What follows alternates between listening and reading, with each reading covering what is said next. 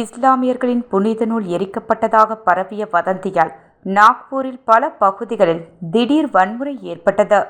மராட்டிய மாநிலம் சாம்பாஜி நகரில் உள்ள அவுகரா சீப்பின் கல்லறையை அகற்ற வலியுறுத்தி நேற்று நாக்பூர் மஹால் பகுதியில் உள்ள சத்ரபதி சிவாஜி சிலை அருகே பஞ்சரங் தள உறுப்பினர்கள் போராட்டம் நடத்தினர்.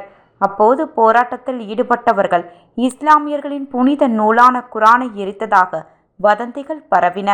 இது குறித்த வீடியோக்கள் சமூக ஊடகங்களில் பரவியது. இது இஸ்லாமியர்கள் இடையே சீற்றத்தை ஏற்படுத்தியது.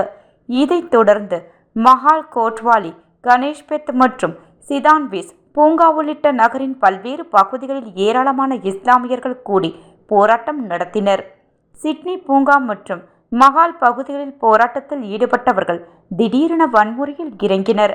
அவர்களுக்கு பாதுகாப்புக்கு வந்த போலீசார் மீது கற்களை வீசினர், வாகனங்களுக்கு தீ வைத்தனர். இதனால் அப்பகுதியில் வன்முறை வெடித்தது.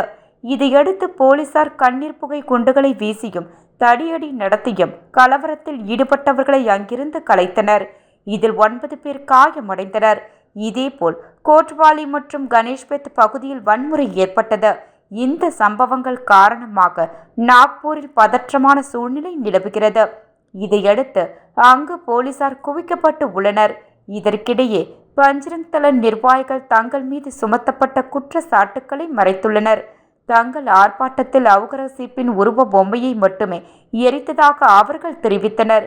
இந்நிலையில் வன்முறை வெடித்துள்ள நாக்பூரில் அமைதி காக்க மராட்டிய முதல் மந்திரி தேவேந்திர பட்னாவிஸ் அறிவுறுத்தியுள்ளார். இதனிடையே நாக்பூரில் வன்முறை வெடித்துள்ள நிலையில் அங்கு 144 தடை உத்தரவு அமல்படுத்தப்பட்டுள்ளது.